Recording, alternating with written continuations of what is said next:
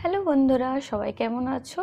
তো সবাইকে সবথেকে ফার্স্টে বলি মেরি ক্রিসমাস। সবাই খুব ভালো থেকো, আনন্দে কাটাও। পুজো শেষ হওয়ার পরে তো মনটা কিছুটা খারাপ হয়ে যায় সবার, কিন্তু তারপরেই যে শীতের আমেজ শুরু হয় আর তার সাথে সব ধরনের অনুষ্ঠান শুরু হয়ে যায়।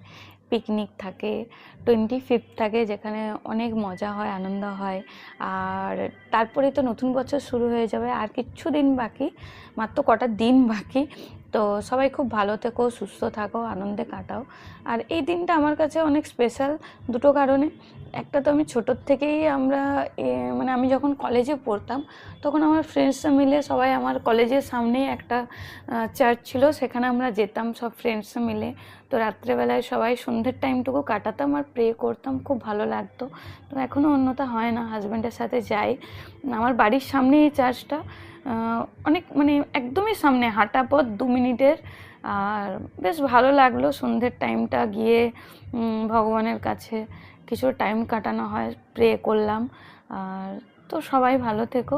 আর একটা উদ্দেশ্যে আমার এই দিনটা ভালো, কেন কি আমার ভাইয়ের এই দিন, আমার ভাইয়ের বার্থডে।